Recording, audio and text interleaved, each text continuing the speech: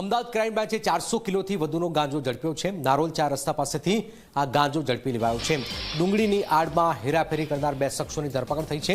બંને શખ્સોની ધરપકડ કરી કાયદેસરની કાર્યવાહી હાથ ધરાઈ છે। અમદાવાદ ક્રાઇમ બ્રાન્ચે 400 કિલોથી પણ વધુનો આ ડ્રગ્સનો જથ્થો ઝડપ્યો છે। ગાંજાનો જથ્થો ઝડપ્યો છે।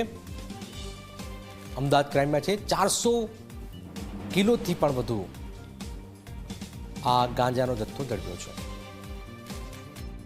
ડ્રગ્સના દૂષણને લઈને અમદાવાદ ક્રાઇમ બ્રાન્ચની અત્યાર સુધીની સૌથી મોટી કાર્યવાહી જે છે એ સામે આવી છે। અમદાવાદ ક્રાઇમ બ્રાન્ચને બાતમી મળી હતી કે અમદાવાદની અંદર જે છે એ ગાંજો પ્રવેશી રહ્યો છે। એ પણ તમે જોઈ શકો છો કે આ પિકઅપ વાન છે। પિકઅપ વાનની અંદર ડુંગળીના કટ્ટા ભરેલા છે અને એની આડની અંદર જે છે એ ગાંજો છુપાવેલો છે।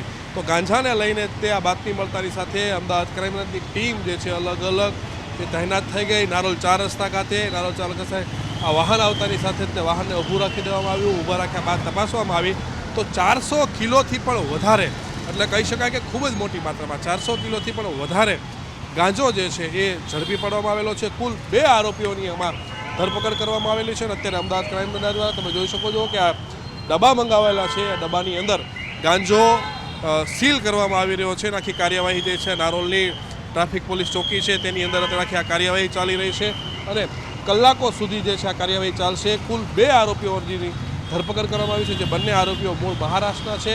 ત્યારે આ ગાંજો ક્યાંથી લઈને આવ્યા હતા, અમદાવાદમાં ક્યાં ઉતારવાના હતા, તેને લઈને વધારે તપાસ શરૂ કરવામાં આવી છે। પરંતુ 400 કિલો ગાંજો જે છે ખૂબ જ મોટી માત્રામાં જે છે અમદાવાદ ક્રાઇમ બ્રાન્ચે ઝડપી પડ્યો છે।